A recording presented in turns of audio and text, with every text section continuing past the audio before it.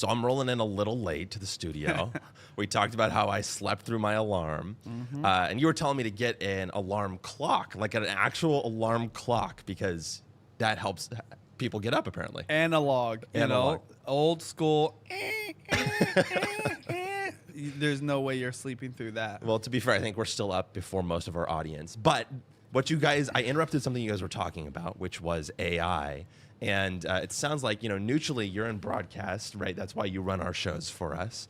And so I'm curious about what you guys were talking about. Yeah, so I was just asking neutrally about how AI is affecting his industry because he went to school for broadcast journalism, does live streams as a specialty skill, hence why he's producing our show. And he said he was adapting, and I was saying, oh, you need to do more than adapt. You have to get ahead of it. And I really believe that AI is just getting better by the day, which, that's not groundbreaking news. But the reason it's important is because it's creeping into the creative space faster and faster. So before it was just a simple, question and answer, searching, deep research, and, just all kinds of tools. This morning, I woke up at 5 a.m., little story, and I was trying to do research on Gemini. I'm 100% all in on Gemini, by the way. Yeah. I'm not even trying to use anything else. So I was trying to connect our security system to Nest. I mean, there's a whole nother issue there, but I was just doing research on Gemini, and I was trying to figure out how to use it. I used Nano Banana on Gemini. So I didn't have to download Nano Banana. I don't know if that's a whole nother app. And I just asked it to make an image, right? And it was so realistic that the image that it created was something that looked like someone's post on Facebook or on Instagram. I even zoomed in on the background. So it's one thing to ask about the object you're trying to create. It just came up with everything in the background, and I zoomed in on the background. I was looking at it. This just looks like a scene. I asked for, show me a person at a bar ordering a cocktail. Okay, so I showed somebody ordering or holding a drink at a bar. It wasn't them that was surprising, even though they look realistic. It was a bartender creating a drink, not for the object or the person, but in the background for other customers at the bar behind the person.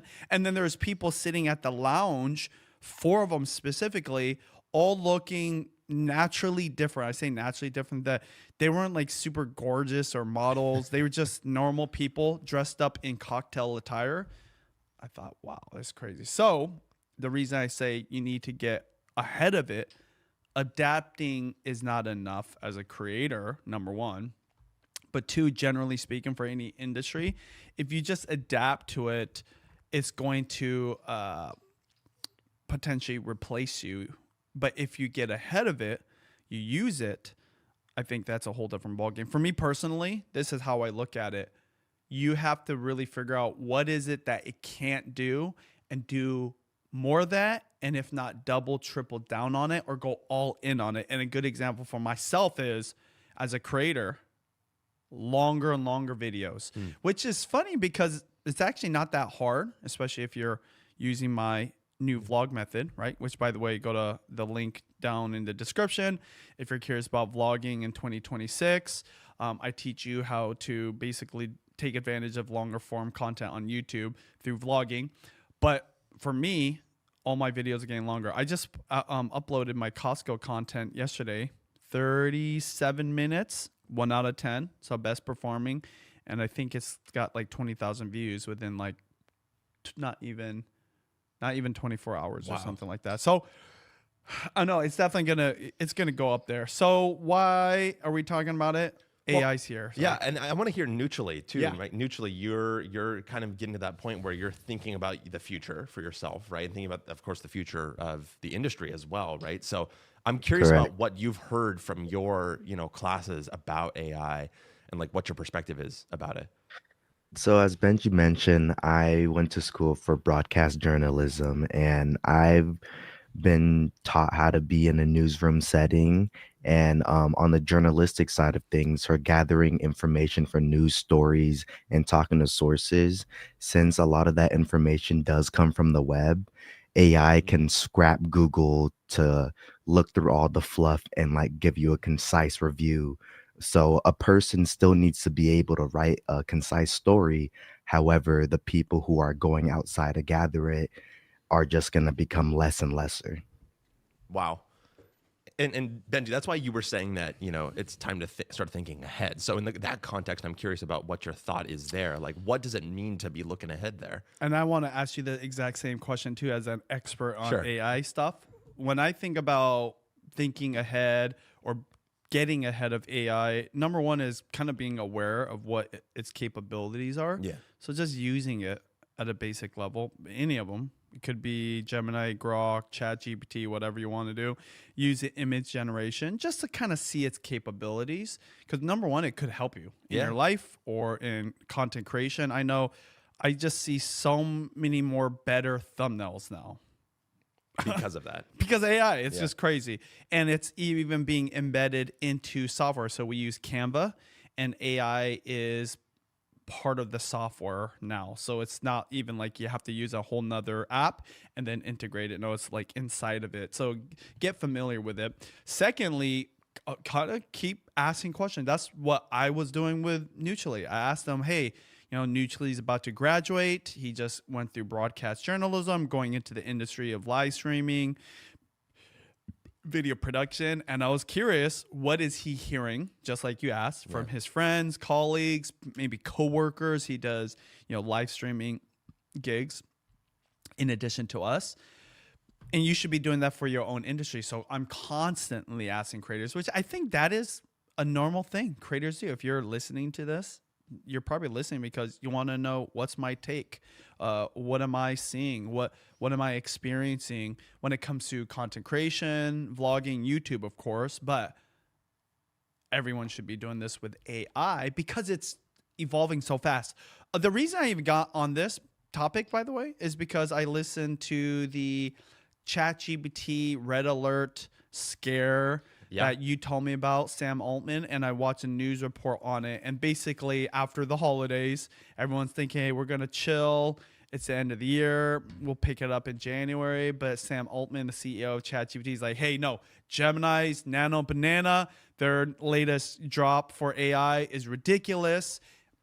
And now we're all like kind of on high alert to make our product better. You know, the biggest takeaway of that whole news thing was that they forecast to be profitable or ramen profitable by 2030. That's when AI does. And his goal is to make a really good product. This is where I think Google has a leg up. One, they already have something they can monetize with, even though they're cannibalizing those views by basically giving people the answer, and search isn't as necessary, right? Because you go right to the answer. You don't go to the website or the blog and see ads. But I think that they're going to integrate ads somehow, you know? And, you know, one way they're going to do it, because guess what I was thinking about signing up for? It's called Google AI Plus, Gemini 1. Oh, I've never heard of this before. It's like the paid version of Gemini now. Really? Yeah, it's another layer. You get more, but in it, you know, depending on the level, you could potentially get YouTube Premium. We pay for that yeah, too. yeah. Google One. Google One, yeah. Google One. But there's another one, Google One Plus or something. And then there's all kinds of things, because I was trying to set up Gemini on all my Google Home devices, right? And by the way, it told me exactly what to do. I was all excited. I went downstairs. I was like, hey, Google. I was going to say. What do you say? You say, hey, Google, let's chat, right? It's going to respond. We have a third guest on the show this week. Okay. Oh, no, it ignored us. Okay, It's cool. pretty good at that. Anyways, and it didn't work. So, my whole point is this. Google is already integrated into my life because I've had Gmail forever. Yeah. Secondly, Google smart home devices in my life. And probably more importantly than anything, and everyone can relate to this, we already know Google, we use Google, we understand Google. So that AI button, that was another thing that was on that news report, how they're testing the AI being the answer. No longer Google search results that's giving you an answer, and then the search results are secondary. Yep. And if you want to deep dive into the answer, it'll tell you the sources. So to me, it is kind of a game over for ChatGPT. I really think it's the new way. And this is why, for me, it's that image generation that's significant, and it's good enough. That's all it has to be. It has to be good enough and get better, because in a year, I actually think the red alert will turn into, what do they call them? Like red lines on the stock. Actually, a little bit of real-time follow-up. First of all, the Google AI membership is called Google AI Pro, and then there's Google AI Ultra. I don't know if that's what you're thinking of. It's like $20 a month versus $120 a month. But then the second thing with the Google, or just with the AI image generation for thumbnails, I actually tried to generate an AI thumbnail for this, actually the one that's currently on this show right now. I did the basic underlying work that I always do for the show. I put us on there. I put the kind of holiday gift guide on there, and then I put text on it. There's always a white border around our thumbnails. Yeah. And I tried to get AI to add a little bit of like festive holiday stuff in the background. So I was like, okay, ChatGPT, I didn't ask Google, so maybe I should try it here. ChatGPT, try and add a like festive lights around the corners, take into account the fact that there's, you know, a border here that naturally does it, put it in the background. I'm like very detailed with my prompt, and I give it like, it's like 5 to 10 minutes that it takes sometimes. And I come back and it's just totally mangled everything. The lights are all over the place. There's like no snow, which I asked it for. Our faces look like they're like grotesque, horrific versions of themselves beforehand. Wow. It was pretty bad, actually. And I've had some luck before, and I use it for very specific things. But it's kind of like your experience with Gemini on the Google Home. It's kind of a crapshoot sometimes. And so I would say that when it comes to the image things, and this was what we talked about recently, there may be a longer runway ahead as far as that stuff comes than people realize. Still coming, right? It's still important to understand, right? But it may be longer than people realize. But I actually think the more powerful stuff is just the simple chat things that are going on, the ways that it can help you organize information, research information, pull information. I mean, basically, it's a better Google. A good example of this would be the archived content. Yes. So one of the things that it was saying is, in my long backlog catalog of videos for my security cameras, I can talk to it and be like, hey, pull up the video of the package delivery person from yesterday. You can say that, and then it's going to look for that. It's very good at parsing through information. I can say, hey, look for my image from last year on this date at this time. See, before, that would be me manually doing it. So number one, I'm saving time for myself by utilizing that tool. So this is a very practical example of how AI is making our life better. To relate to what we were talking to Nucci about, in the industry, that was somebody's job. Yes. To go through archived content. So rather than maybe it's like 5 people doing it, now you can do it with 1. So then what happens, and tell me if I'm correct about this, is it realistic that somebody, you know, I remember doing a big production shoot, and there was a guy that his whole job was just to archive the content. Did I told you that? Yes, you did. He had a laptop. He had 2 laptops. He had like multiple hard drives, and then he'd get the hard drive and he'd send it out. So this is not like me making up this position. That was just for a shoot for one day, and he just sat all day until all the footage came in, and then for like 45 minutes he was doing his job, which I thought was really funny. But in the movie world, that could potentially be like 5 people looking through hundreds of hours of footage. Will that 5-person team potentially be 2 people? Oh, totally. And so if that's the case, just in that example, you're talking about way more competition for those 2 spots. Yes. Because there's 5 people that used to serve whatever. Now, the thought would be on the optimistic side that those other 3 people will do something else more productive. That could potentially be, but short term, if you're like, you know what, this is going to be my job because I'm good at this, no job for you. And that's why right now, not necessarily for Neutrally, but anybody graduating college, there is a huge challenge for getting jobs. And it's not all AI, it's partly the economy. Also, the society is changing. One of those changes is AI. I totally agree with you. And, when it comes to that type of thing, one of the biggest parts of it is that if you're good at something that AI is not good at, it's a good time to lean into that, right? So for the other people, the remaining 2 positions, you should get very good at those positions, right? If you want to stay in those roles, right? What have I been saying, Neutrally, about production stuff? All these years, what did I tell you need to do? Always just level up. Level up. That's exactly right. You have to be better than everybody else so that, and this was before AI was a question, so that there is no question about who they're going to hire.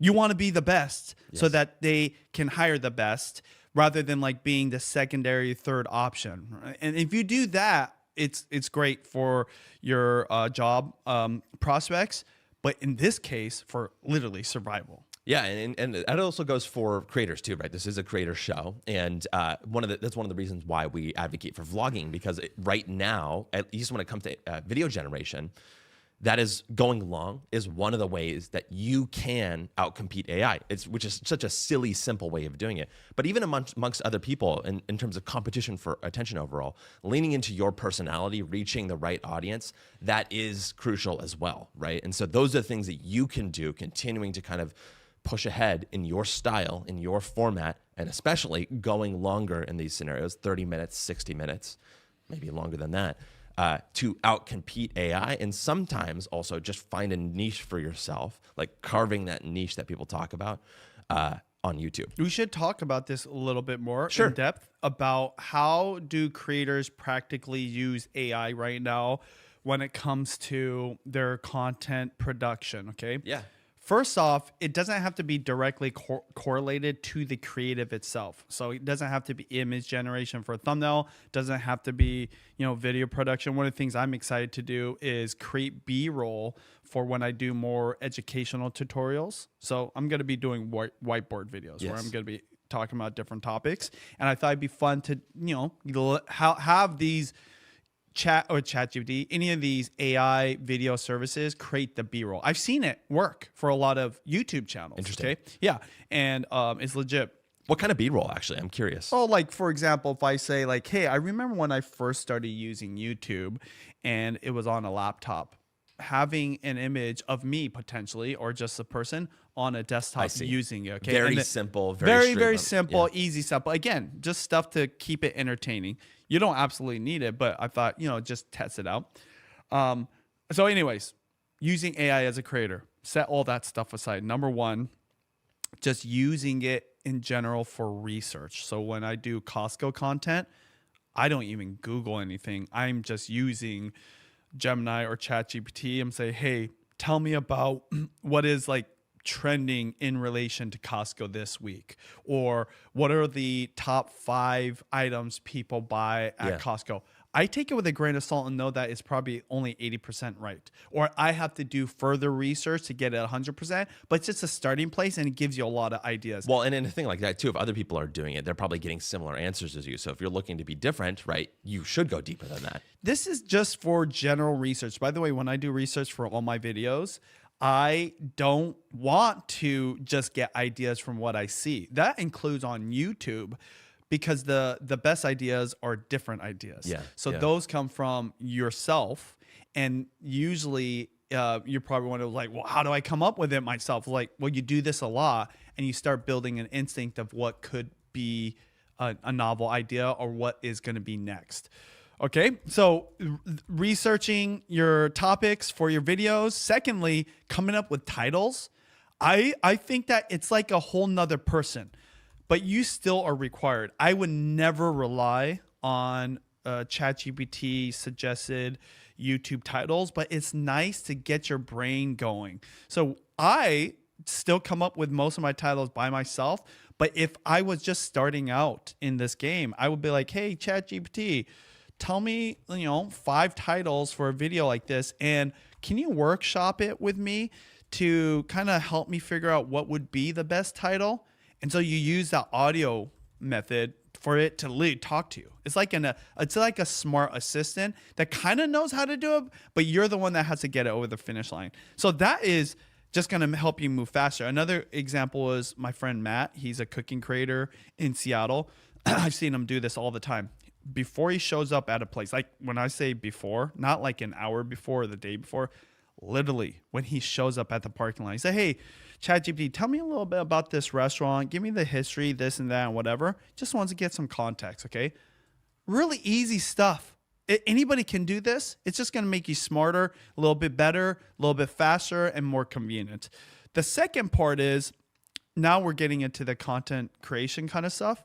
How does AI help you? You know, so like live streaming, there's a lot of AI tools within the software now. You want to be utilizing all that to potentially help you do things that you normally have to hire somebody. Speaking of like replacing people, you can already start skipping hires yourself if you're utilizing these tools. Again, it's not going to be 100%. In this case, it might be like 25, 30%, but still, like I think of that as potentially 25, 30% savings. So there's all kinds of ways. I have an assistant probably watching right now. Shout out to Carla. And same thing with Carla. She uses AI, and I insist she uses AI because we'll all just work better together for using AI within the, you know, like work tools, creation tools. And then the last one is, how does it help you on your content generation? I think it starts with images. So my practical way of using, by the way, AI image generation tools for like thumbnails isn't do it all in that tool. So you don't use Nano Banana or ChatGPT's like image generation alone. You use it to create things. So a good example is, like you said, you have like a thumbnail. You have so us is you on one side, I'm on the other side, and in the middle we always put something. That thing that you put in the middle, I'm creating that over here on Nano Banana, Gemini's AI image generation tool, and whatever pops out, I clip it, right? So if you're on a computer, you just like screenshot it, whatever, move it in there, and that's how I would use it. Because it will mess all the other things up. It's like if I have this blank piece of paper, right? And I ask it to give me a full thumbnail to fill this whole page up, it's almost impossible to do it the way I want it. But say I fill up 80% of it with whatever I know I want, but in the center here or wherever, I'm like, I need something complex that's hard for me to create, or I want to be able to create it fast. That's what I'm asking the image generator to do, but not within my software, funny enough, even though I said Canva has embedded stuff. I use it on the XTRA because it's more simple to do that. Anyways, those are my three things. I thought it's important to always be practical for creators, because they're like, oh yeah, I hear about AI, but I'm not using it. Or kind of like, how can you compare it to how you use it for your content creation versus how other people do it? I think the last point is just test it out, experiment with it. Don't take it too seriously like it's going to take over your world. But if you're a short form creator, it's competing against you right now. Because when I'm on all these short form platforms, I'd say 30% of the stuff is AI. Some real-time follow-up from Doc Rock. I just had to analyze all 475 transcripts and critique my videos I produced so far this year and give me an improvement plan. It nailed it. I also used it to interview me to get deeper understanding of my audience, avatar, and business strategy. Also, Carla is in the chat. So I agree with that 100% with what you said. I think that the number one thing that people can do, the practical piece, is go and use it, right? Because I was surprised that I couldn't add those little small things to the thumbnail that I was trying to do. And I have used it for those types of things in the past that you're using it for as well. And so it's kind of shocking sometimes what it can and cannot do. And the only way you'll learn that is by kind of messing around with it a little bit. So definitely worth giving it a shot if you're a creator and you haven't done it yet. Let's get to some follow-up here. I have a quote from you on October 24th, 2025, on this very podcast, Creator Secrets Podcast number 4.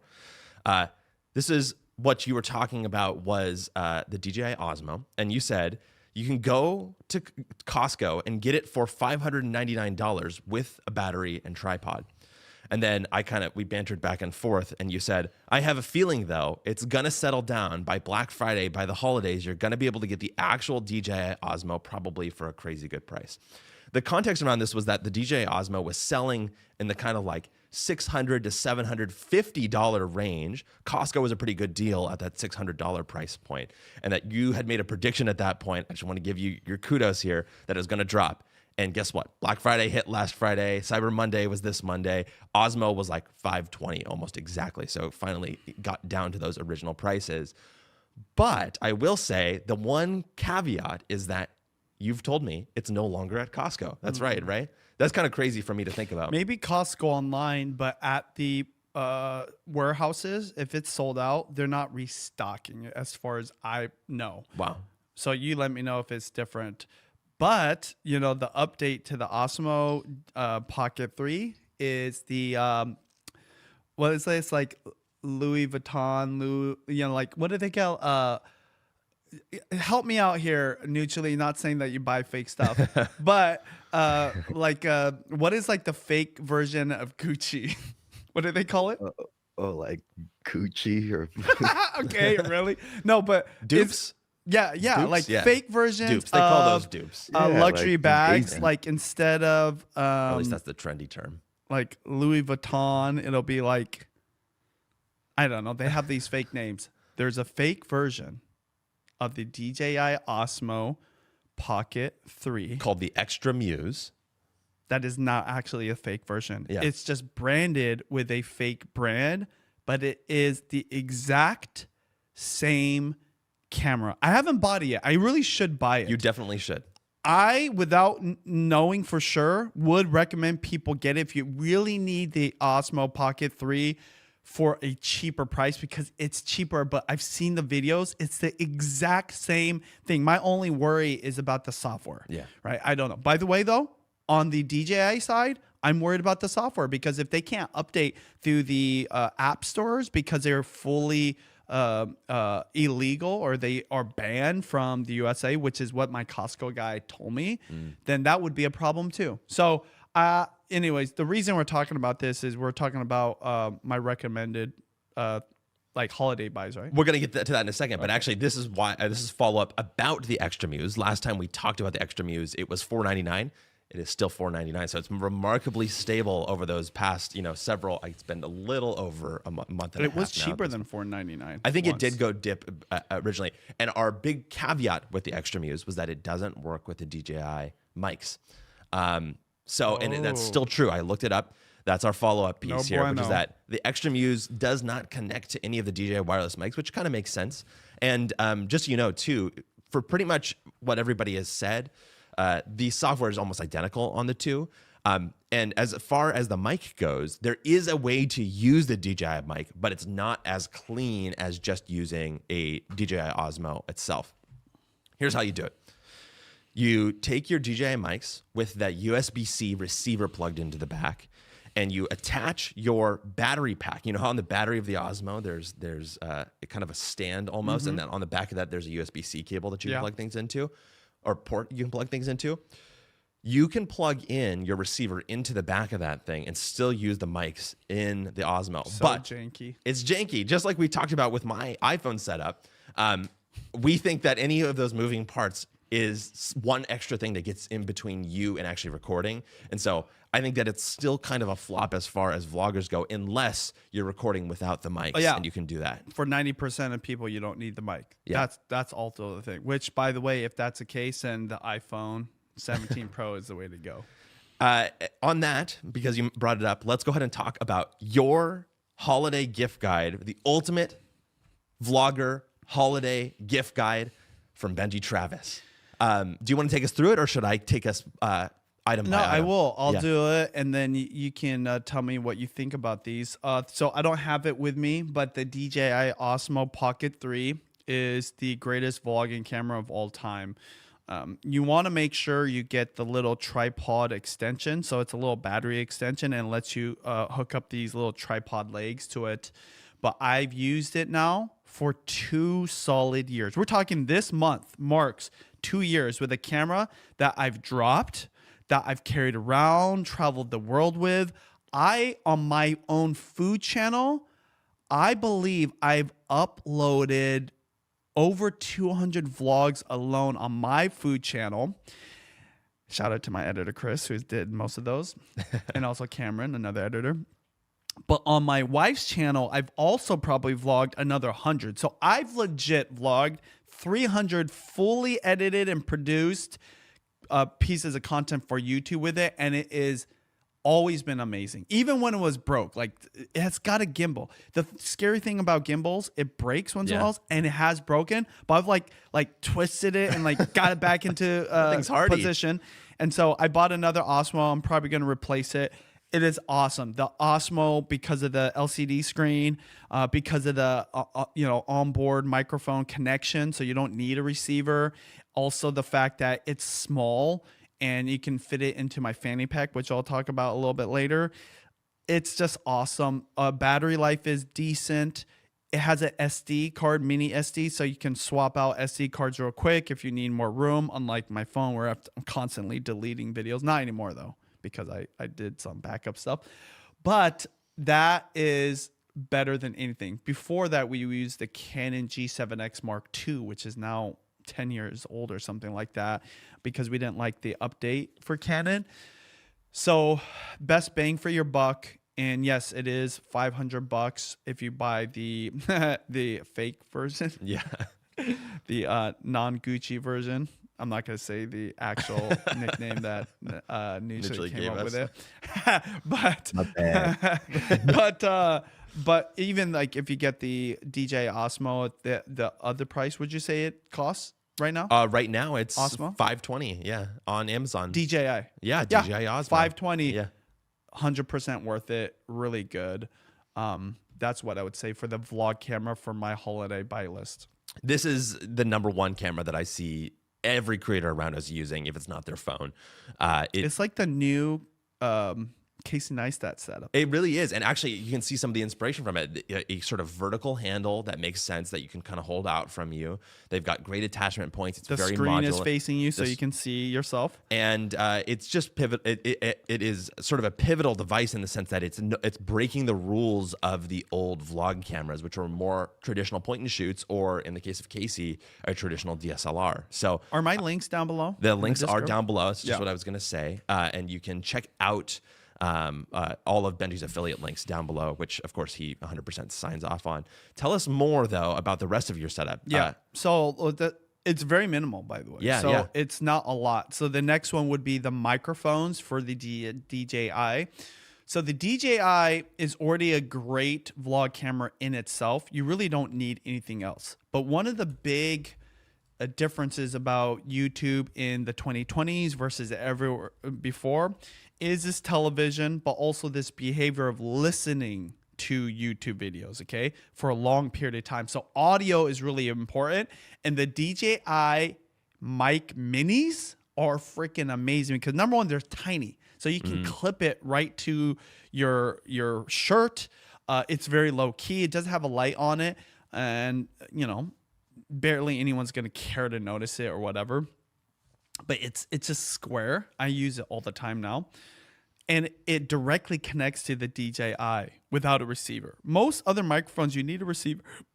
You have to plug it in somewhere. But this one, it just clips on, wireless connection, and it just always works. That's the thing that I'm surprised. With audio stuff, like legit professional audio stuff, it always works, and that's why you want the professional stuff. Yes. But it usually costs thousands of dollars. Nutrally knows. He's done production for me, and it's a whole freaking suitcase full of stuff that he has to set up and lapels and charge everything. Man, this little microphone works every single time, and I can charge it. I don't need Nutrally to set it up for me, and I can turn it on, and it's amazing. So that's the second thing I would admit. And more importantly than that microphone, it's just really thinking about your audio, because people are listening to YouTube videos and they want that crispy sound even if they don't know they need it. And there's something about that clear audio. For me, when I'm vlogging, especially out in public in loud areas, if I'm holding the DJI Osmo, it does a pretty decent job of drowning out everything. By the way, iPhone 17 Pro literally has a function where it does it. But if you want more natural sounding stuff that's crispy, that microphone being right here next to my neck, it picks it up so clearly that even if there's music, copywritten music playing in the background, it'll capture my voice powerful enough to where it kind of drowns that out, and it's never affected my vlog. So that's what I would say. Yeah, I mean, that's why we talked about the power of the combination of those two things, and why the extra Muse, the sort of fake version of DJI Osmo, doesn't no really hit go the mark because it can't connect to those things as easily. But I would, if you're like a beginner vlogger and you really don't think you'll need the microphone because you're not going to be vlogging somewhere super loud, the Muse is fine. But yes, if you're thinking about going full on, which at 520, you said 529, 520, yeah.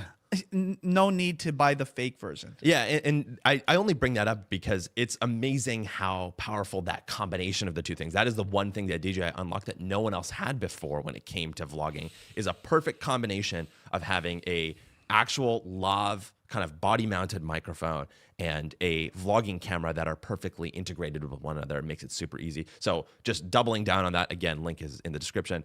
Do you have something to put those in though? Because I know people like want to put them in there. It's called the Pocket, but I feel like it's kind of big for a pocket. When you get the DJI Osmo, it comes with this case that you clip it into, and that's the gimbal protector.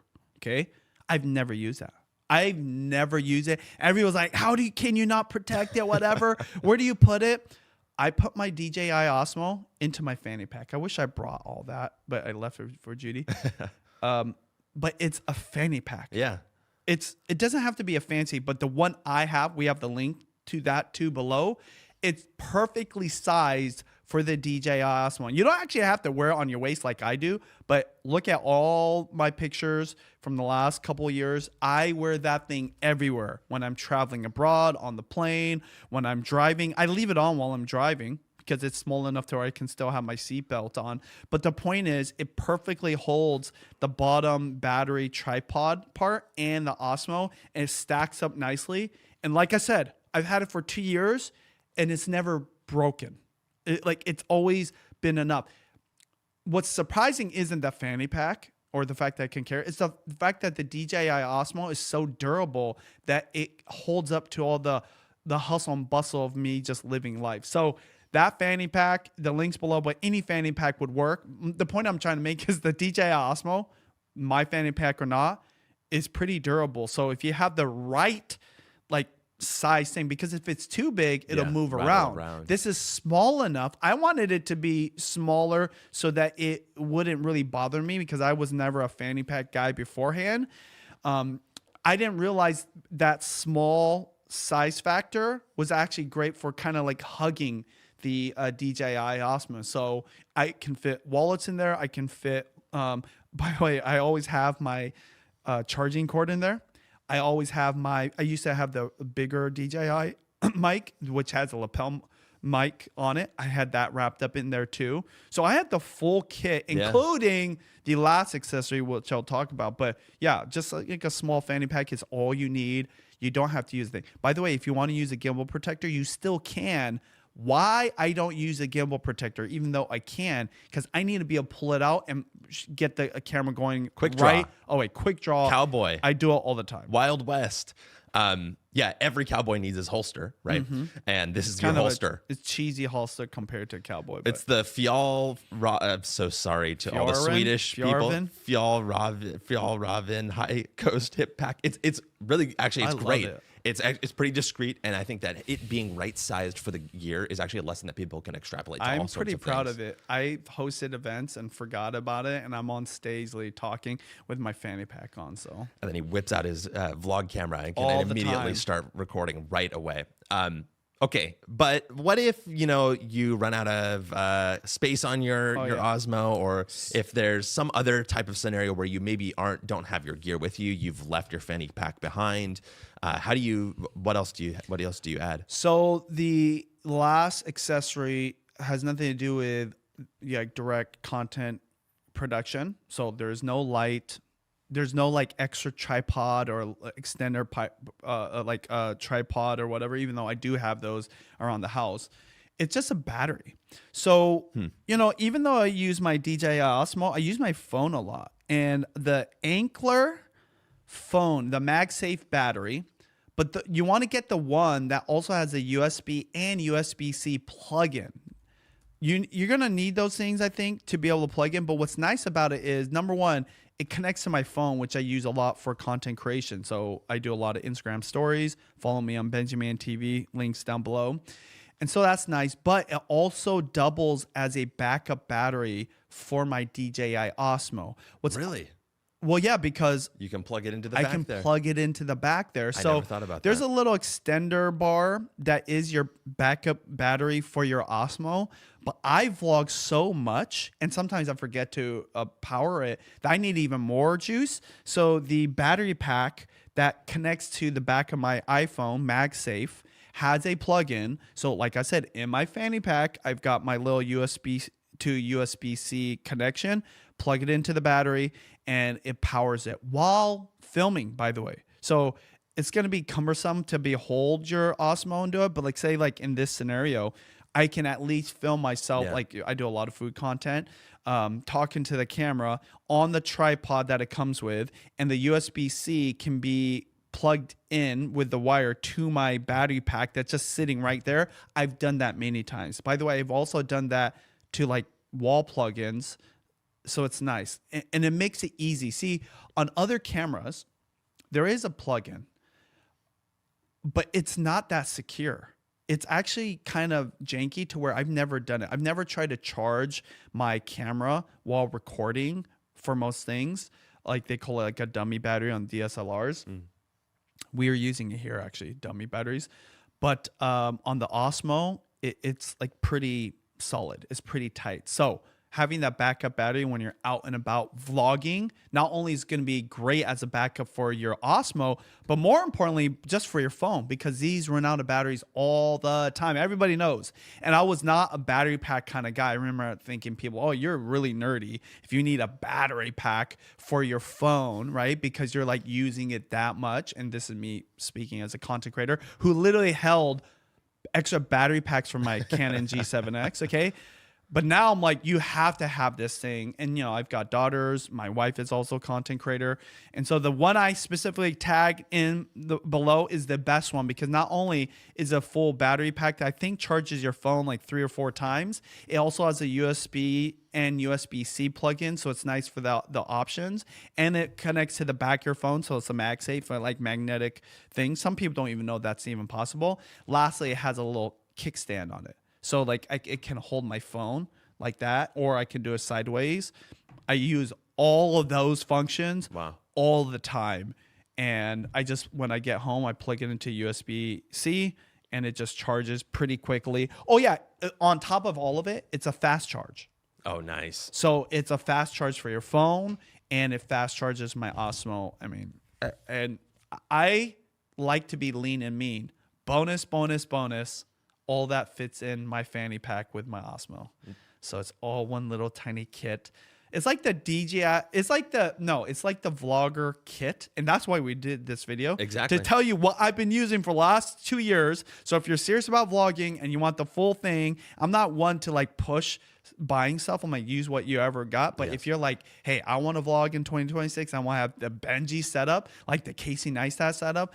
1, mine's way cheaper, and 2, it's way more mobile, and also it can hold everything else in it. So yeah, and if you don't have any more room inside of the fanny pack, there is one more gift that you can add to this list, which is Vlogging Academy, our course about Benji's vlogging method. So Benji just walked you through all of the different pieces of gear that he uses to vlog, but he didn't walk you through the method. We have taken Benji's method and packaged it up to something we call the new vlogging method. And we break it down into what we say are the 3 T's. Choose a theme for your channel, choose a topic and takeaway for every video, and tell more, better, and the correct stories. We go into much more depth on vloggingacademy.com, where you can take Benji's free masterclass where he talks about the biggest opportunity ever on YouTube. And we think that, Vlogging Academy is something that will undergird all of these, gear purchases that you've made to tell you exactly how you should be filming and what you should be filming, so that you have your best chance of growing the easiest during the biggest opportunity in the history of YouTube. So again, this show is supported by students of Vlogging Academy. If you want to go check it out, it's at vloggingacademy.com. It's also in the description below. You can click that link. And if you have any questions, you can email us at hello@vloggingacademy.com. Our thanks to the students of Vlogging Academy who make this show possible. Let's get to some follow out. You were just yesterday, actually, on Nolan Molt's show. He put you on live. You're sitting right there like you always do, called in. You guys had an amazing conversation for about an hour and a half, 2 hours that talked all about vlogging. I just wanted to give you a couple of my thoughts. Of course, happy to hear your reflections as well. But the most interesting thing to me was what you said the number one mistake vloggers make is, and it's related to what we just talked about, which is vlogging the old way. So can you tell me more about that? Yeah. When we think about vlogging, we think about what we experienced, watched, and subscribed to literally from 2010 all the way to, I mean, you could say all the way to 2020, which is very much a Casey Neistat daily vlogger, vlog your whole day. That is the old way of vlogging. It was possible because most of those famous, content creators that did daily vlogging already had an audience, right? My wife included. She did beauty content. They want to see her makeup tutorials or hairdo looks. Casey Neistat had just one-off videos about New York City and his life, and plenty of other people. And because they had the big audience, they started secondary vlog channels, or they just vlogged their life, maybe sometimes on their main channel, and people want to watch. And that's why the culture of watching a vlog started. But that was your whole day. Production, when I say production, the way you shot, the nice camera you use, drones, as well as your editing and like how much editing production went into it, made it really interesting, entertaining, and that's why people watch. Hence, why people now think they need to vlog that way. It's the mistake because, especially if you don't have an audience, no one really cares. And then two, the new behavior of YouTube is people are watching stuff they're really interested in, not necessarily people they're subscribed to. That is the biggest dynamic that's creating the new way, right? And so the old way is you vlog for everybody, you're vlogging your whole day, and you're using production to make your stuff interesting. Versus the new way, you're vlogging around a specific interest, right? That's for a very small group of people, and you're not vlogging your whole day. You're just vlogging one part of your day related to that interest or topic, or what we call topic and takeaway. So that was really the basis, not only of our discussion, but also, my new vlog method, which of course we teach on at vloggingacademy.com. You can hit the link down below. But yeah, it's very much different, right? It's like production versus personal interests. Yeah. And that is kind of crazy because those two didn't necessarily compete or contrast at all. They were kind of like they work together. But in this new era of YouTube, I call it the TV era, that old way of vlogging, it will still work, but it's very difficult. And there's a new way that's easier. And that's why you want to vlog specific topics around people's interest versus vlogging everything for everyone. Yeah, the goal of the new vlogging method is to kind of mix the best principles of the kind of optimization era with those original style of vlogging, right? And using our parlance, right? If you're choosing a theme for your channel that is searchable, that is kind of interesting, that is sort of that special interest that you talked about. In the old way, that was kind of just the person, right? You were the theme of your channel, which is great because it opens you up to do kind of lots of different things. It can also be a curse because you don't necessarily know what to do and you have to live an interesting life or make your life look interesting, even if it isn't in a particular day. But it also was very hard to start vlogging and grow that way because guess what? Most people's lives are not particularly interesting on a day-to-day sort of thing. And with the new vlogging method, the idea would be to take the interesting part of your day and turn that into a vlog. And by the way, it doesn't have to be interesting for everybody. It has to be interesting for someone who's interested in that topic that you've chosen that's related to the theme that you've chosen for your channel. And so I just thought it was a good opportunity to highlight that because we see that all the time that unfortunately, people out there are wanting to become vloggers and they're struggling because they're doing it this old way. And they're having trouble getting traction. And you highlighted it really well. I'll drop the link in the chat, put it in the description. Nolan did a great job kind of, getting that answer out of you. There's also a really interesting discussion that you guys had about how to keep people watching, right? And so you actually had a little debate in the middle of this. I, again, recommend that you watch this out. And Nolan brought up the distinction between the difference between like going to a movie, you never really walk out of a movie, versus watching like old-fashioned TV. You might change the channel, right? But you have a limited set of channels, versus YouTube, which is like you've opened up the entire world of content. You can watch anything. Everything is a click away. Everything is a search away. Everything is a recommendation away. The thing that Nolan brought up that we've talked a little bit about before, but I just want to highlight here when it comes to creators who are making the jump to YouTube. Of course, if you're a YouTuber already, maybe this will be obvious to you, but I think it's a good reminder, which is that YouTube is a click-first platform. You have to earn the click before you get the view. This is not true of TikTok and Instagram and any of the other short-form platforms, which are a feed-first platform. People are already watching videos the moment they open those apps, right? On YouTube, they're not watching videos right away. They're seeing a menu of videos that they get to choose from. And so you brought up a really good point, which is that I think that you think that the thumbnail and title are the most important things to garner that initial trust that you need to get somebody in the theater, so to speak, right? Nolan brought up an interesting point on the other side, saying that, hey, the first 30 seconds have to really draw you in. And so I'm curious about how you resolve those two different ideas, whether they work together or like the places where they're intention, because you guys did go back and forth on that quite a bit. Yeah, so that was exactly what we were doing. We're kind of debating. Yeah. And we were arguing our unique positions and points. But when it's all said and done, there wasn't a right and a wrong. Because guess what? I actually do hooks, and I do intros where I talk about what I'm doing, versus what I was saying is you don't need that. Yeah. Okay. Of course, if you do everything right, it's going to optimize your videos, and that's old school YouTube. And that's what I was trying to kind of pick fun at him, because that's what he teaches. It's very structural.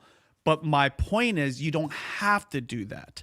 And in fact, sometimes the need to do that, having a certain format, framing everything a certain way, having scripts, scissor reels, all the B-roll editing magic is what's getting away of you just filming a video. Because there's been plenty of people that have succeeded without doing it the old way, which includes a hook. So yeah, and it's just like, I don't know how to describe it, but we were just arguing very minimal things where we kind of landed with YouTube is different now. One reason why you want to have a punchy hook is because you didn't have that much time to keep their attention. People are more relaxed with how they watch YouTube and the type of content they're willing to kind of like wait for. Because of that, not even because of that, that is possible because people now trust the YouTube algorithm. Just like you, to a certain degree, you trust the TikTok algorithm, right? Most people don't go onto TikTok and then search for something. They're okay with whatever comes up, because whatever comes up keeps you engaged, right? Yeah. Keeps you watching. This is proven by the data, regardless if any individual doesn't watch TikTok.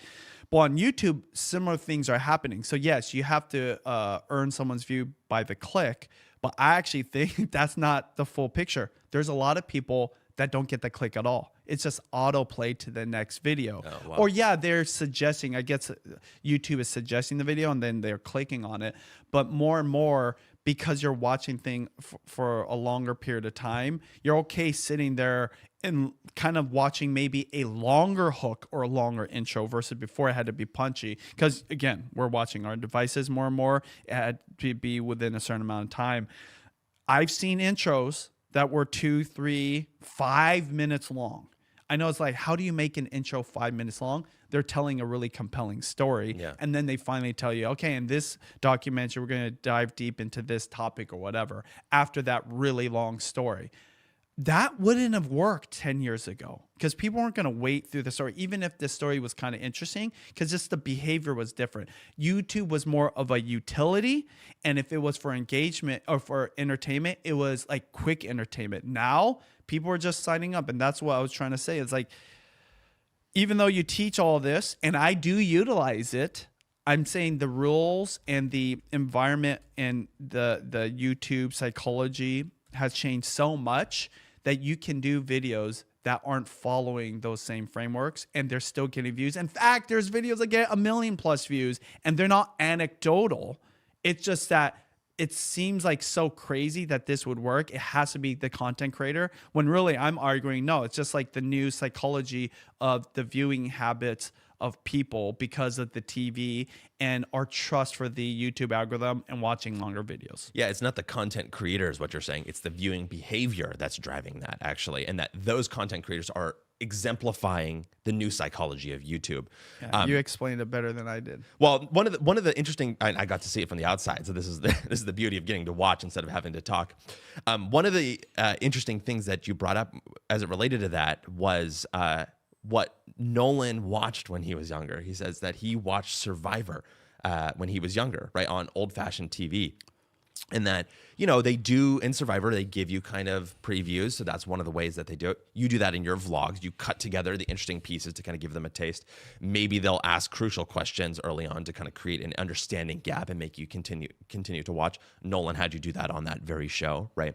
But the really interesting thing was what came after Survivor and how he knew exactly the show that came on after Survivor every single time. Even though that wasn't the show he was a fan of. Exactly. And that was Amazing Race, right? And so this is one of those things that shows you the power of one of your earliest theories of why the new vlogging method works, which is second place theory. Tell us a little bit about second place theory. Again, you really get into it in that show. I highly recommend you listen to it. But tell us about second place theory here so we can talk about it a little bit. One of my biggest revelations when it comes to vlogging and YouTube and being a content creator in this new era is forever. And when I wrote this book, YouTube Secrets, so shout out to anybody that's read it.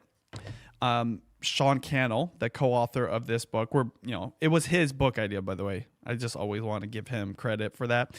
He asked me to write it with him, but it doesn't really matter. We were both trying to teach you how to rank videos onto YouTube. He's got a great course called Video Ranking Academy. And the whole strategy is because YouTube is a search engine, you want to rank first, or at least on the first page results. They always say like best place to hide a dead body is second page of Google, right? Because no one goes there.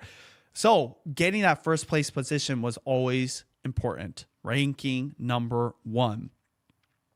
Even if you didn't, right? You'd like start the journey. So whenever we start new channels in that era, we'd maybe be 10th. So let's try to get 8th and then eventually 5th and then number one spot. Then guess what? Every time someone searches around that topic that you're covering in that video, your video can show up really high, if not number one, and then get views for potentially a decade.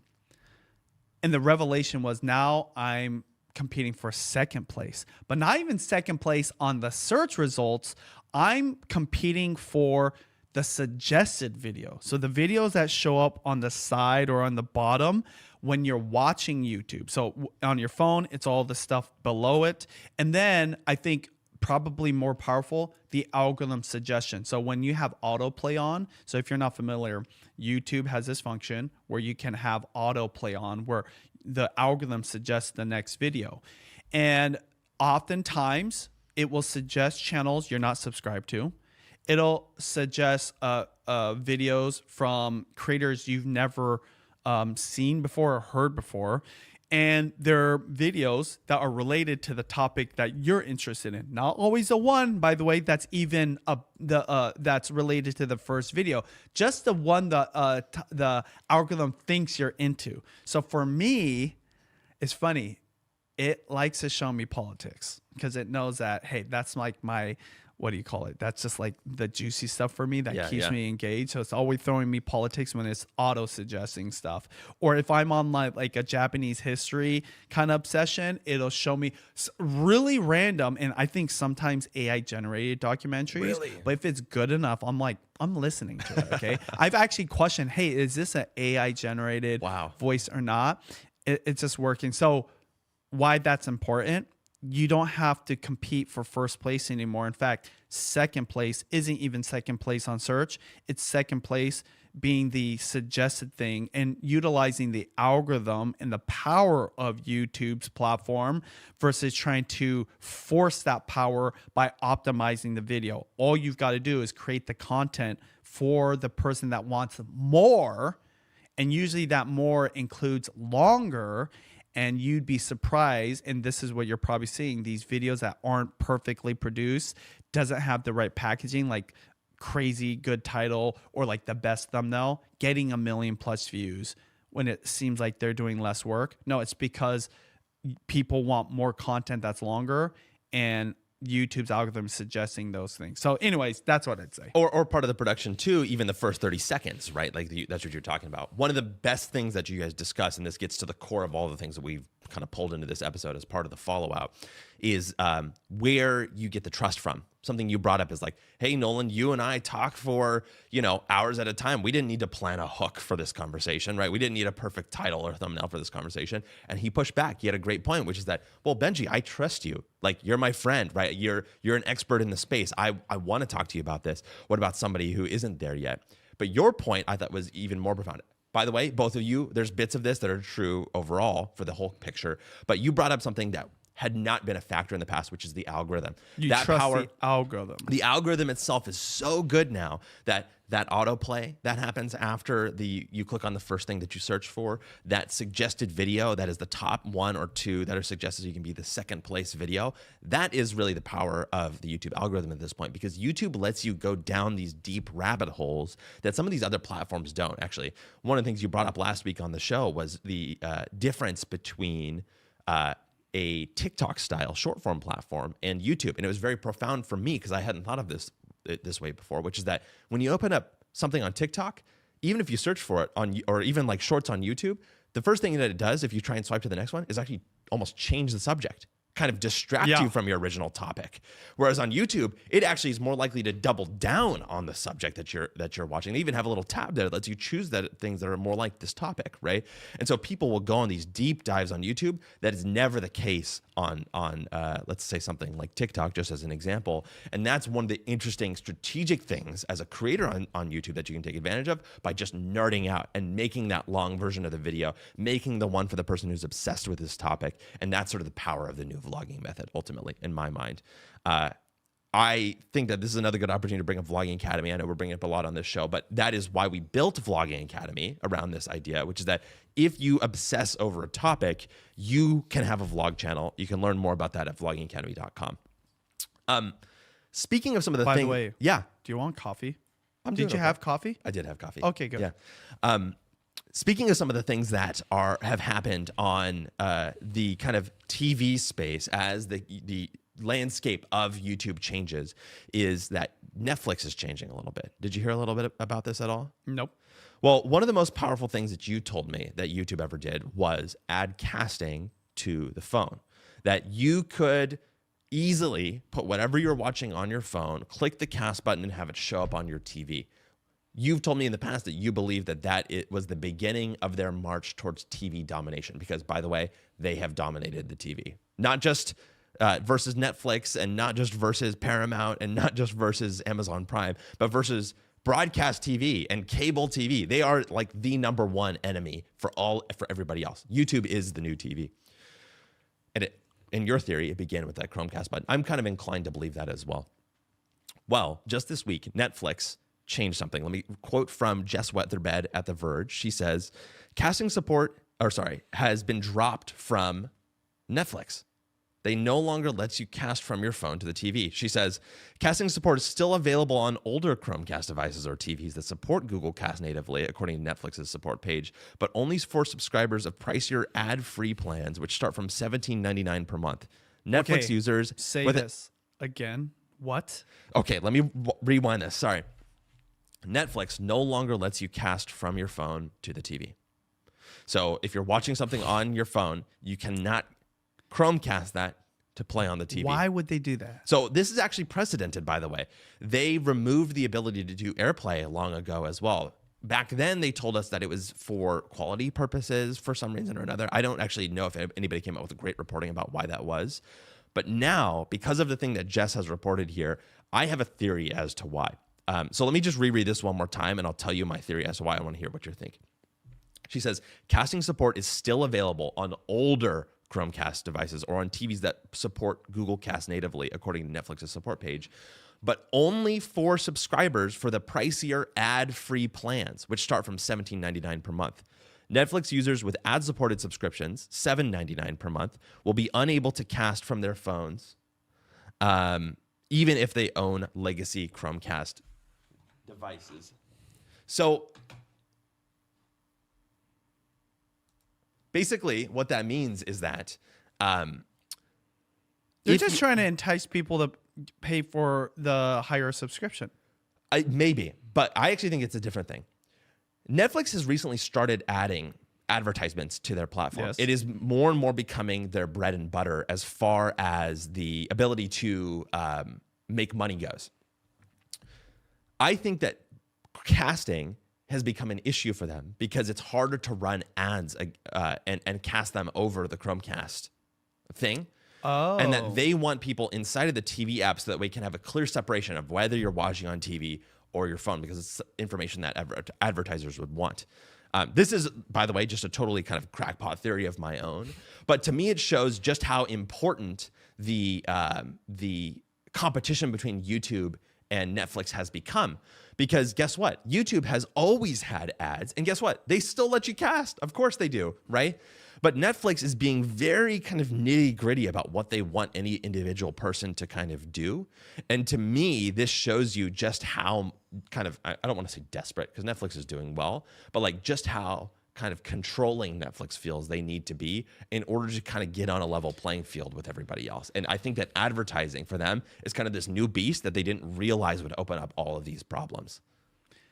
So you went really deep into this thing, and I feel like you're probably right, okay, that they want more control. They also probably had some challenges when it comes to ads, which I can kind of understand. Even though I don't understand the technical side of it, I understand that doing the Chromecast thing within Netflix is still a Google product, right? It is. It's a Google technology, although I think it's open source. Yeah. Yeah. So, they would basically just want to gate it, right? Yeah, I guess kind of my point though is that like, so for Netflix, right? Say you're watching it on your phone. Yes. Right. Versus the TV. Well, what is Netflix's biggest concern right now? It's YouTube's competition. Yes. Right? What is YouTube really good at doing? Ads. They're owned by Google. They're they're probably the most advanced advertising company in the history of the world. Maybe Meta is the one competitor that they have, right? Netflix is just starting to get ads off the ground. Think about what the types of conversations they have to have with all these ad vendors. They have to convince them to come over, right? They have to show them their ad product, right? They have to learn a new ad product. The people who are advertising are going to want really detailed data, right? They're going to want information about whether people are watching on their phone or on the TV, right? And so all of these things kind of muddy the waters a little bit. I don't necessarily know. To me, it seems like they're just making the user experience worse. Maybe they're just concerned about like video quality, but I don't know why they would have gotten rid of AirPlay and kept let me ask you for this. so long if that was the case. Why do creators need to know this? I think that it shows the broader competition in the space, right? YouTube right now is such a behemoth that it is forcing everybody else's hands to do things that seem irrational. And to me, what that shows you is that A, the upside is huge on YouTube. We talk about that all the time on this show. But B, more importantly, that that YouTube is growing faster than anybody else, right? Crazy. Literally, some people are crashing down into the earth. Other people are struggling to gain any market percentage. That's Netflix, by the way, right? YouTube is taking off and gobbling up the entire room, right? So to me, what that shows you is that you always, just in any business, but especially as a creator, you want to chain your cart to the thing that's growing the fastest because it makes you much more likely to succeed. And in this case, in my opinion, it's not Netflix, it's not broadcast TV, it's not even TikTok or Reels or, I don't know, Facebook Reels or something like that. It's YouTube. I really, truly believe, I know I say this all the time. I truly believe that this is one of those weird symptoms that shows just how powerful YouTube is, because they got it so right from day one. They didn't even know they got it right from day one. Want to know and they got it what so I right. hear when you tell me all this? Please. Is why Netflix has an uphill challenge right now, and why Google is literally so good to creators. Right now, Netflix is just introducing ads. What happens when ads get introduced into the user experience? People turn it off. They get frustrated. They cancel. They complain. Yeah. With Google, YouTube specifically, people have accepted that ads is part of the experience, right? It's been you that don't way pay for over a decade. YouTube. Yeah. You don't pay for Google. If you pay for YouTube, guess what? You get it for free with no ads. That's what I pay for. I love it. I never see ads, okay? But most people do watch ads and they're okay with it. They've accepted it because that's how we were with YouTube, even though oddly we do pay for TV. I meant back in the day. Yeah. Okay. But we were okay with watching ads. When you watch a long YouTube video, an hour-long YouTube video, I know this by my own data, you're watching anywhere from like 6 to 10 ads. Wow. And those 6 to 10 ads pay the creator. Exactly. When you watch Netflix, if even just one ad pops up for me, I'm like, what the heck is this? Aren't we paying for the premium thing? If we're not, we need to upgrade to that. That's just the one ad. I don't know if they'll ever be able to get up to those kind of numbers. Think about it. What are you watching on Netflix? You're watching proper shows and movies. This isn't to discount what you watch on YouTube, but like when you're watching a show, like a produced show or like a blockbuster movie, you don't want ads. Yeah. You just don't want ads. Especially okay? in a movie. That's why Netflix was so special in Yeah. the first place. So it's like adding an impossible task to Netflix. And like you said, they're just getting started. They don't know how to sell ads. They like need to get used to it.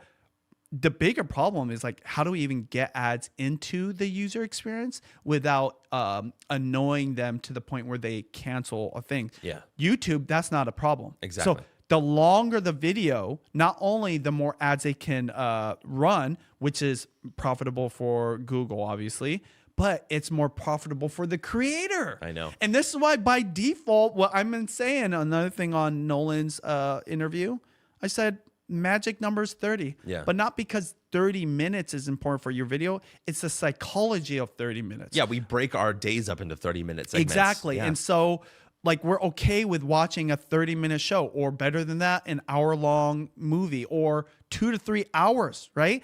And you're just always ads throughout the day. You know, like if you're listening to a 3-hour podcast, you probably are getting 3-hour podcast. I'm just going to say like 15 to 20 ads, okay, Yeah. throughout that thing. Guess who gets paid for all those ads? The creator of that podcast. Whatever YouTuber is making a long video, all those ads you get paid for. And that's what's funny. The big thing that's flipped on the monetization side, AdSense was just like a bonus thing. You couldn't really rely on it unless you were a big creator with tons of views. Now you can be a smaller creator with really long videos, and that ad revenue is very significant to the point where you might not have to do brand deals or sell your own products, including like merch. Because YouTube is so good at advertising. And now. what do we say? The number one challenge of a creator, you're the one that taught me this. All creators eventually what? Become a business. Become a business, and they fall into entrepreneurship. I know so many creators. In fact, I made a living off of being the person that likes business, likes making money, dealing with negotiations, contracts, and just like other people, compared to my wife who doesn't want to deal with anybody. She just wants to make her videos. So this idea of falling back into entrepreneurship is a huge challenge. I know a lot of creators probably like feel this way. They don't want to be on the phone, read emails. They don't want to deal with brands and negotiate. They don't want to read contracts and have lawyers. They don't want any of the expensive. They just want to create content and get paid for it. The ultimate freaking tool that's doing that right now is YouTube AdSense, and it makes it so easy. And yes, you're making less money than you could with brand deals or selling your own products, but the peace of mind to not have to worry about any of that is so worth it. And to your point, this is kind of rounding it all the way back to the original thing. Google's good at this. They're good at it. And it's, even though it's like a huge amount they take from the ad, it's very fair. and it's automated and you don't have to think about it. Let me tell you how easy it is. For you creators who are TikTokers or doing short form, haven't done long form. You set up an AdSense account. You link that AdSense account to your YouTube account. Ads play. Those ads go into like Google's, bank account. They give you your, 45%? Yeah, I think it's, or 55% actually. Okay, they give you your 55%. A check gets either sent to you or better than that, wired to you once a month. That wiring of funds for us has been consistent for 17 years. It is never I've never had a moment where I was like, hey, when's my call? Maybe 3 or 4 days because of a holiday or whatever, or something glitched out, or I didn't put in my tax information. Always, it's mailbox money. We used to say as entrepreneurs, the best kind of money is mailbox money, where you just get a check sent to you in your mailbox. You don't even know how you made it. Guess what? That is YouTube, and that is the power of AdSense. And right now is the best time to take advantage of it, and it's only going to get better. That's what's crazy, because the user behavior is used to ads on YouTube videos. We're talking a decade plus. Netflix and every other platform is just annoying, except for TV. That's why it's interesting. The whole concept of watching YouTube on the TV works because we were used to watching ads on the TV, except for when we sign up for things like Netflix because we had to pay extra money. It's crazy when you think about this whole thing. It's funny. I turned your story into why YouTube is a place to do this, but that was the goal. Yeah. I mean, for me, the amazing piece of this, right? Again, just to bring it back down to the original topic, right, and tie everything together here. You say your original theory was that they want to get people to upgrade to a higher ticket price, right? I think Doc Rock in the chat is also saying it's a way for them to kind of buttress issues with tariffs, right? That's just kind of an interesting theory. One of the amazing things that I think people often forget is that advertising is immensely profitable, right? One way to think about this is, why does Google not make you pay? Why don't they have a premium version of Google where you don't pay? Well, the reason is because you would have to pay so much that nobody would subscribe because advertisers pay Google so much money, basically. I think Facebook did a similar study where, why is there no paid version of Facebook? Well, the reason is because people would have to pay so much money that nobody would pay it because advertisers pay so much money, right? So really, you might be surprised that Netflix might be losing money if you subscribe to a premium plan. Maybe not at this point in their stage, but in the long term, Netflix may be losing money in the sense that advertisers pay more than you would for the premium plan. Well, you know this better than anybody. In the tech industry, isn't it a normal thing to lose money as a business until you don't lose money? But that's what I'm trying to say. In the long term, right? Google has run a business for, 25, They had to make money years. from the beginning. They did. In fact, I think by their second or third year, they were profitable, right? But advertisers make companies more money than subscriptions do. That's just bottom line general fact about the world. That. Yeah. And that's what I'm trying to get at here. Now, I don't know about Netflix. I don't know if that's true for everybody, especially these online advertisers. People are making more money from advertisers than they ever would with a premium subscription. And that's all just to add to your point, which is that they're not trying to get people, I don't think they're trying to get people to upgrade by gating certain features. It's that the ad product is so important to Netflix's future that they're willing to ruin the customer experience in order to make their ad product more attractive to the advertisers. And so that's all to say, YouTube is so good at what they do. And actually, the next topic we can talk about is about the guy you can thank for that 17 years of consistency, because he recently went on Creator Insider. Are you familiar with Creator Insider? On YouTube? On YouTube? Yes. Yeah, so this is their show that they do where they talk kind of about some of the new features that are coming. And he did a great job interviewing Michael Beckman, who is the director of Brand Connect, Data, and Creator Payments. He's literally the guy that runs the show that gets creators paid. Well, that's kind of his side project. All of the other things, data, how we present data how we gather data, present data in YouTube Studio, and literally pay you. He literally runs the team that pays you that AdSense money, basically. But he also runs Brand Connect, which we'll talk about in a second. But he was on the show to talk primarily about what they call DIBS, DBS, dynamic brand segments in the industry. They call this dynamic ad insertion, which is the feature on YouTube that they're going to add, where you can take a brand deal and insert it into any video. And let me just tell you some of the things that he said about it, because there's some detail here that I didn't know about these. The first thing that he says is that you upload those videos separately on YouTube, and you're allowed to insert them into any videos. Their goal is that it will naturally fall out over time, right? So, for example, if you upload a video that you did a deal with brand A, eventually that deal over a certain number of months, let's say, will automatically drop out of all of your videos, right? The second thing is that you can insert those brand deals into your back catalog. So say you have videos that are still churning from 5 years ago, 10 years ago. These are evergreen videos that you have. Well, you can take your brand deals and insert them into those videos and keep that back catalog alive as inventory that you can sell to brands.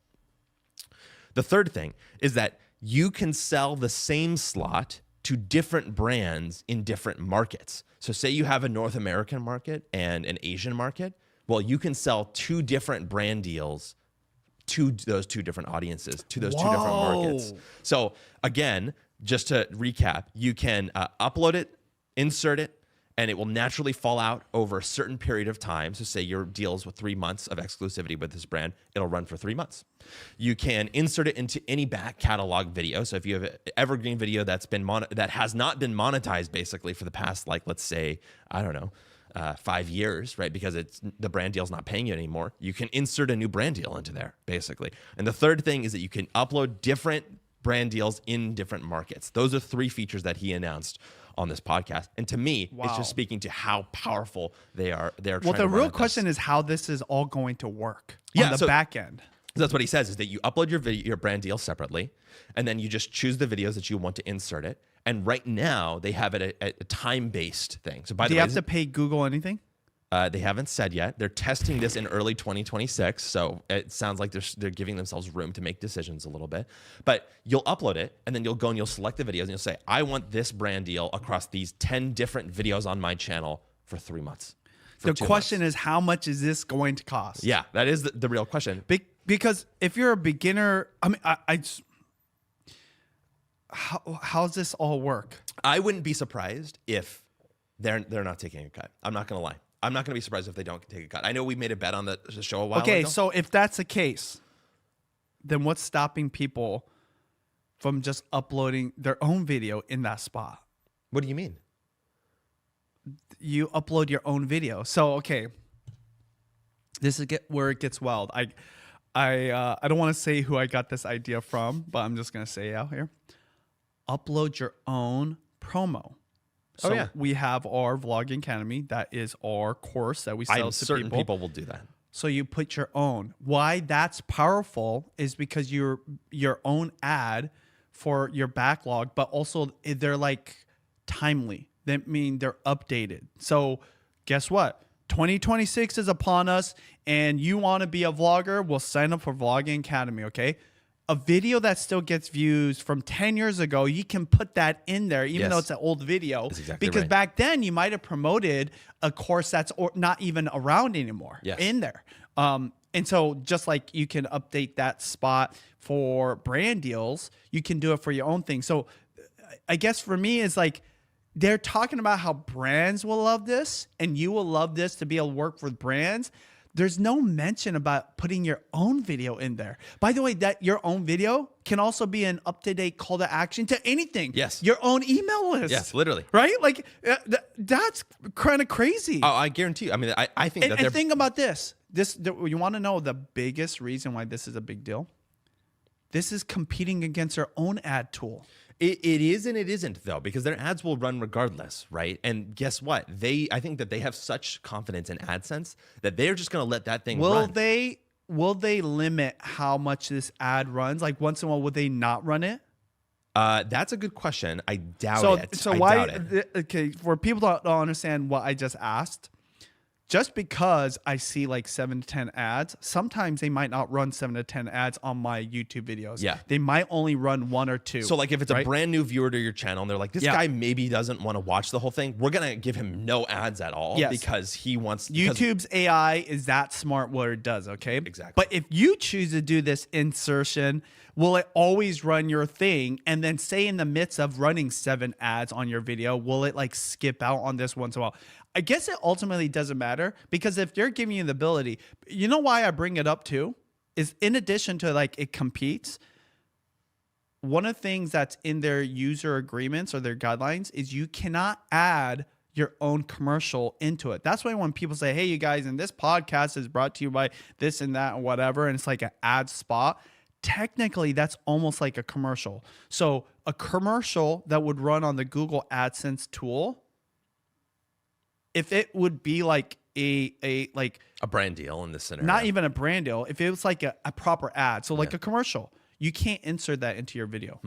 So say like Coca-Cola wanted to sponsor me and they had a proper commercial, with the polar bears and the train and everything. I'm not even in it. It's like a proper, you can't put that into your actual video that you upload. I didn't know that. Because that's competing with Google Ads. So in this case, you could. To a degree, yeah. You would be competing against them. And if they do it for free, everyone should do this. Literally everybody should do this. And this is where I think it's going to be most lucrative. People that have their own courses. Oh, yeah. People that have their own services and their own products. Yeah. Including, guess what? Merch. Yeah. Like one of my favorite channels is a PBD podcast. They're like a political business thing, and they right now they don't do any brand deals. They do all merch. Okay, my gosh, like they're always doing like holiday specials or whatever. The problem is old videos that are still ranking. All those promotions for those merch releases not relevant anymore because they're outdated, they're sold out. Exactly. You might go to the website and they benefit from that traffic. So in this case, they can real time update it. I mean, it is crazy the potential of this. Yeah, and to me, it goes even further, right? They actually have one more thing that they added, which is that you can not only sell. This is not something that they've announced yet, but they were kind of hinting at it. This is Michael Beckman. He says, you're not only going to be able to sell a certain duration of time that this thing's up on your channel, say 30 days, right, for an average brand deal, but you'll be able to sell a number of views, actually. So you go to a brand and you say, hey, I'll sell you the first 1 million views on my channel over the next 3 months, right? And then as soon as they hit that view threshold, it just drops off, right? And so they're slicing and dicing up the YouTube ad inventory in ways that I never even thought were possible before and are going to become possible because of this tool that this guy's building. So again, crazy stuff. They're testing in early 2026, and we don't know all the minutia of things, but I'm telling you, it's like there's about to be a revolution on YouTube. And what's crazy, the juxtaposition of Netflix is just having trouble putting an ad on their stuff, right? And not annoying the people. I'm so annoyed as first world problems when I see an ad on my Netflix video. Guess what? I pay for the additional subscription, which you said doesn't make them a lot of money or whatever. But guess it probably what? does right now, just to be clear. Yeah. So many people are okay watching ads on Google. You just never hear them complaining. And that's what, and the thing is that the AI is good enough to know that, oh, we ran so many ads. We've tracked their behavior. They always get out when we run this many ads. Let's pull it back. It's very dynamic, would you say? Exactly. It's very dynamic on the person. Yes, per person. So, yeah. What's better than a bad ad? No ad. No, if you have to have a good ad. Oh, a good ad, yeah. Yeah, no ad for sure. Because if it's an ad that you want, of a product you want, or a sale that you want, okay? The reason I bring this up is I bet you there's a lot of conversion and people are buying stuff or whatever. Anyways, that's the difference between like all digital ads in general, but especially Google ads compared to the TV ad. And this is what's nuts. When we were watching shows, I don't think we had, or maybe we did have 10 ads, because in a commercial break, you would have 3 or 4 ads. Yeah. Let's just say 3 ads, and there was at least 2. That's 6 in a half-hour segment. Anyways, what are we trying to say? We're just saying like, hey, what they're doing for creators right now and this new era we're in, the TV era of YouTube, is actually a great starting place for only upside for creators in terms of ad revenue. Totally agree. By the way, my ad revenue is up. Oh, really? Yeah, like pound for pound. Now it's the holiday season, but it's literally double what it once was. That's crazy. A couple of other just small bits from that video, because they cover a lot in there. They do talk about Brand Connect a little bit, actually. And he says he's sort of beginning to double down on Brand Connect, trying to bring YouTube quality data to the brand deal process. He kind of paints a vision in there where he's talking about how he really wants brands to treat it as a number one tool that they use, because then they can get YouTube data out rather than you going in and screenshotting your YouTube studio and just emailing it over to the brand. He wants the entire process to be contained within that section. And by the way, I think that's why they're investing so much on these brand deal spots, so that way they can increase the marketplace of Brand Connect. And by the way, that's where I bet they'll take a cut, not on the other ones, right? That are sort of external to it. Yeah. So they're really controlling the whole brand deal process. That's their goal. By creating a spot, and you could add more. But then I guess like at that point, what's the difference between running ads and doing the brand spot? I think that for who? It depends on your perspective. What I'm saying is that when you run an ad, it's a real-time ad of whatever your product is. Yes. And you can do that right now as an advertiser. On AdSense. You mean? On AdSense, That's correct, yeah. But you don't know where that's being put necessarily. Well, you can choose all that stuff, right? But not to the level of granularity of an individual creator, right? You can. Can you really? Yes. I've never done it before. So you can. So you can say, I only want to run on MKBHD videos. Yes, but it probably is very competitive. It's like costs a lot. Well, and also, does it automatically get to the creator doesn't agree to it, right? So it doesn't show up in every person's video. I think that's the value that these brands see in it, that being able to show up in every single person's video for that creator, rather than just generally statistically whether or not you bet on the right ad or something like that. I don't know. It's getting beyond my own understanding, comprehension of Google Ads. I'm just excited because I always believe that YouTube does what's best for the creators, platform, and the viewers. Yes. Even before their shareholders or whatever, while balancing out the fact that they need to make money. And that's where I think Netflix, in my opinion, they're trying to become a YouTube when really they should just double down on making great shows and movies. Yeah, and then the last thing that they brought up is just a small one, which is clickable external links in Shorts. So for people who do use Shorts, who do create Shorts, you can put external links to products, resources, things like that. Again, this is coming from the guy who's all about monetization for creators on YouTube. So he's thinking brand deal. You can now click on something, it'll take you to an external link, and maybe you can buy the product. You at the couldn't bottom do of the that funnel. before. You could not do that before.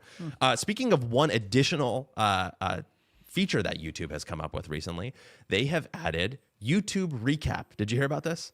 Oh, tell me about that. I saw a recap this morning. So MKBHD posted this yesterday. He says YouTube listened, because last year he posted about this. Quote unquote, YouTube Recap is live today and shows all the channels and genres you watched most during the year. Oh, yeah. I saw that this morning. Yeah. YouTube.com/recap. It's rolling out throughout North America, I think. What's the point of that? So are you familiar with Spotify Wrapped? No. So Spotify Wrapped is, Neutrally, you know about Spotify Wrapped? Yes, I do. Yeah. Yeah, so tell me a little. Are you a Spotify user? Or because I know you're into music. Are you Spotify, Apple Music?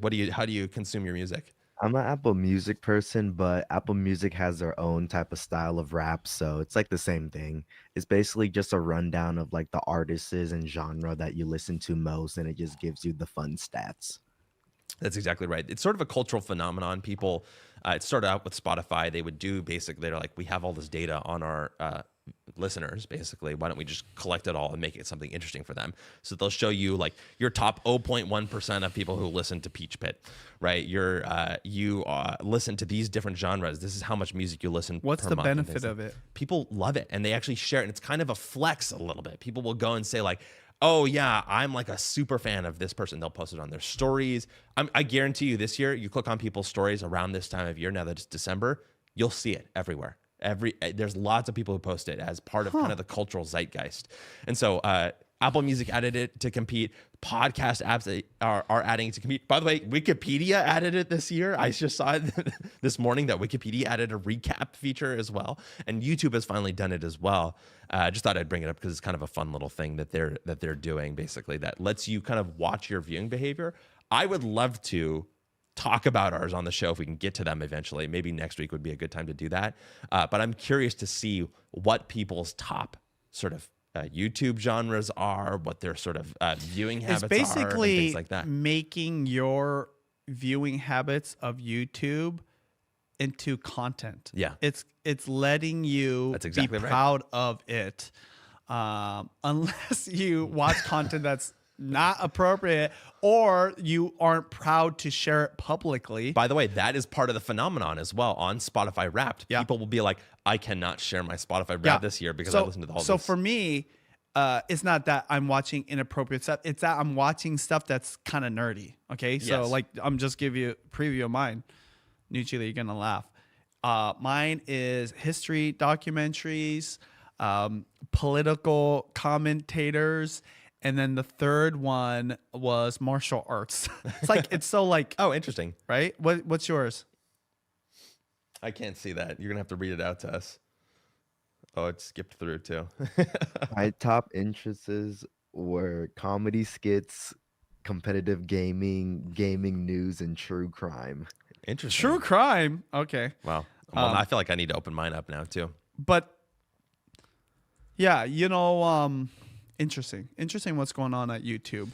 I think that the thing for me about it is that YouTube is, I think they're on a roll right now.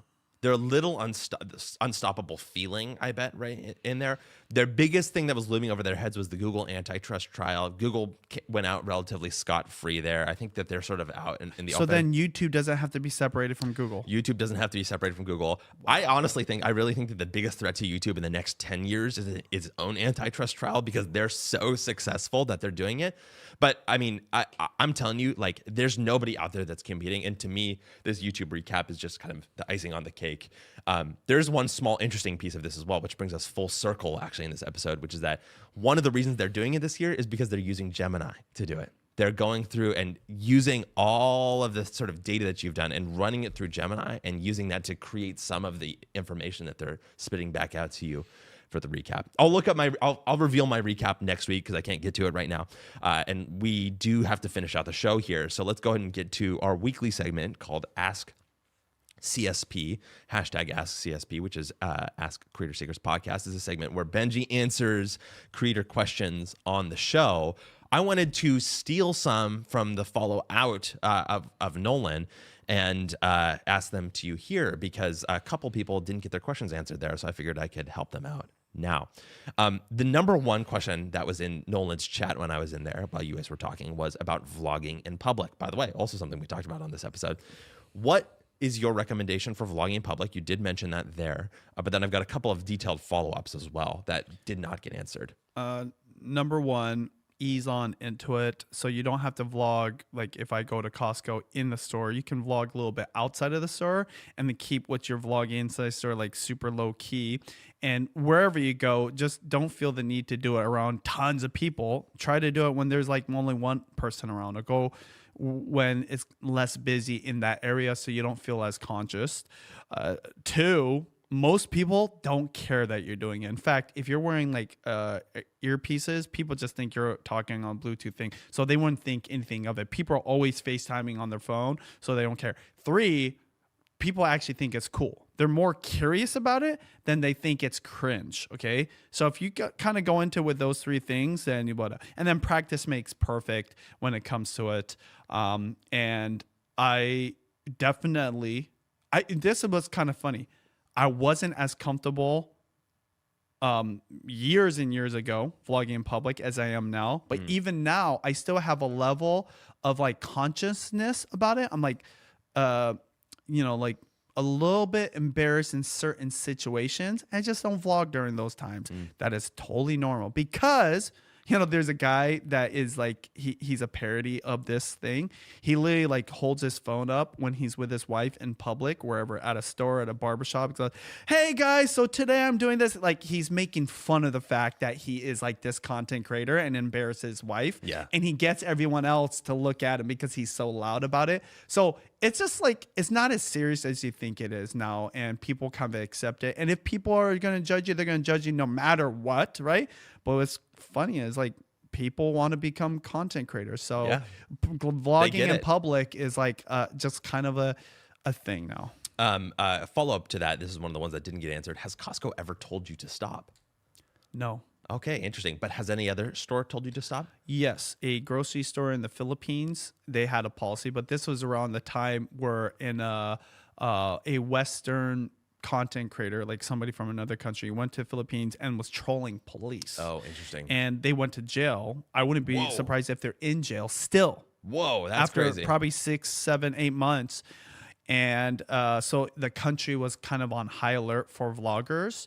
So, of course, I totally stuck out, and I was in a grocery store, and they came up to me, asked me to stop vlogging in a country that loves vlogs, by the way. Yeah. My wife's Filipina.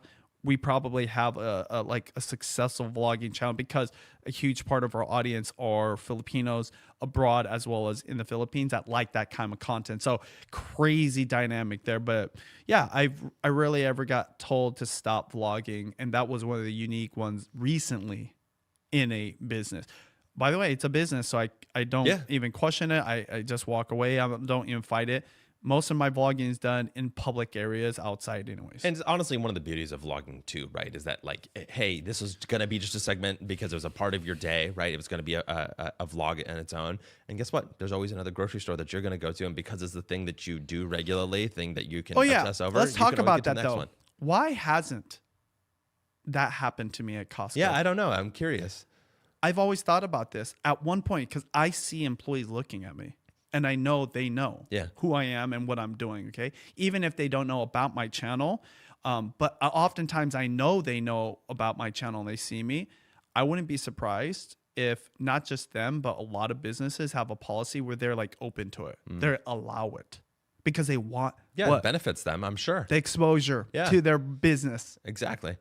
And then the last thing as in terms of vlogging in public was about issues with getting music in the store. This also ties into something earlier. You talked about how the DJI mic helps with that, but I'm curious about if there are any problems you've ever run to. In the beginning of YouTube, it was very strict, copywritten music, and because the labels of these artists that had albums or songs, they didn't want their music being used without getting credit and, of course, the AdSense money. Okay. Yeah.